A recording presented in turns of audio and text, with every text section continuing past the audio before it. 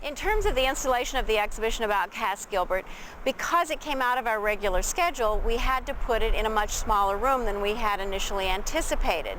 This meant that the installation was very dense for the amount of material that we had to show and that we needed to show to investigate Cass Gilbert's original plans and also to bring the concept of campus planning up to the present day. But it turned out to be okay because it was almost a salon-style installation, which is the style that would have been used for exhibitions at the time that Cass Gilbert was doing the original plans. And also the room that we put it in was a room that opened up directly onto views of the Mississippi River. So in a certain sense, this circumstance that we thought was negative at the beginning, I think turned out to be very positive. Lots of information packed into a relatively small room, but which is the style that would have been used for exhibitions at the time that Cass Gilbert was doing the original plans. And also the room that we put it in was a room that opened up directly onto views of the Mississippi River. So in a certain sense, this circumstance that we thought was negative at the beginning, I think turned out to be very positive. Lots of information packed into a relatively small room, but when you turned around after looking at the exhibition, you could see views of the Mississippi River, which gave you an idea of the kind of access, the kind of opening up of views to the Mississippi that Cass Gilbert had envisioned from the campus in the first place. So what started out to be rather negative, I think, turned out to be quite positive in terms of the public's perception of the exhibition and their understanding of Cass Gilbert's concepts for the University of Minnesota.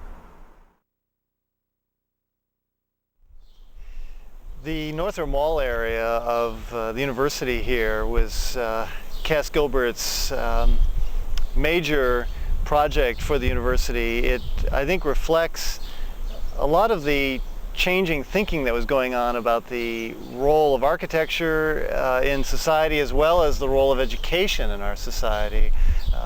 The campus before this had been a collection of fairly eclectic buildings from various periods, each of them quite different. And here comes Cass Gilbert with a plan for the university in which every building was to follow essentially the same style, a classical style of architecture, and they were all going to be grouped in a kind of orderly row along Northrop Mall. And that was quite a change, obviously, not only for the university, but I think a reflection of changing attitudes at the time. This was a period when the United States was basically emerging as a world power, as this kind of imperialistic power.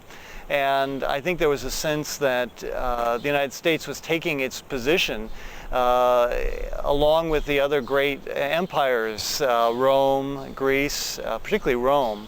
And I think that there was a lot of interest in that kind of Roman architecture. I think there was also a lot of talk at the time that we were in the midst, in the early 20th century, of an American Renaissance. And so there was a lot of turning back to Renaissance architecture, again as a reflection of where this country was headed. So that was going on at the time that Cass Gilbert was developing the design for the Northrop Mall area of the university. I think at the same time there was a lot of thinking about the role of education in our time.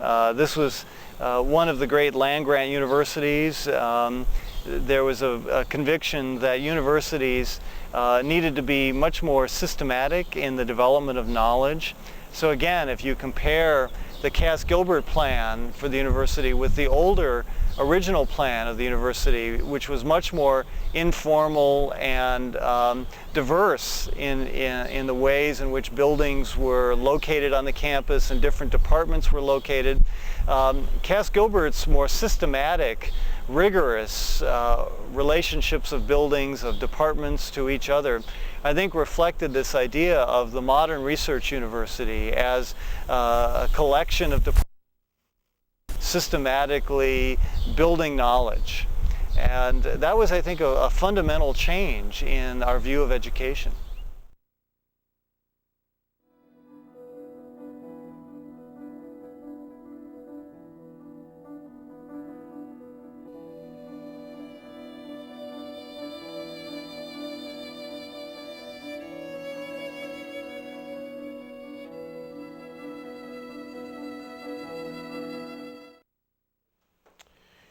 In my judgment, the 21st century will be the era of synthesis of knowledge, and the leaders will be the people who synthesize knowledge and not those who break it down necessarily into smaller and smaller parts that don't relate to each other.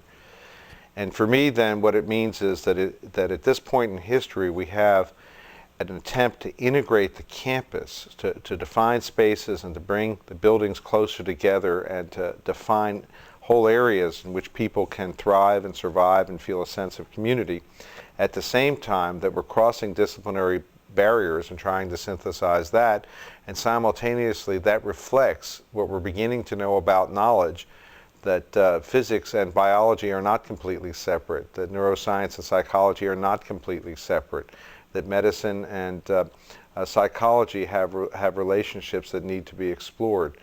So that's the most exciting part. I think there are other things about the Cass-Gilbert dream of integration and defining spaces, a better appreciation of the natural environment.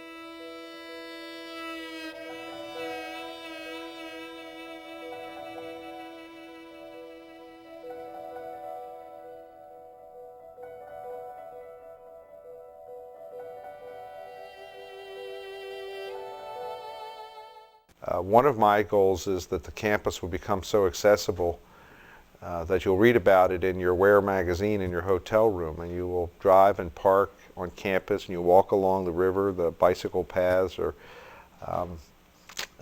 the other paths for hikers and so forth.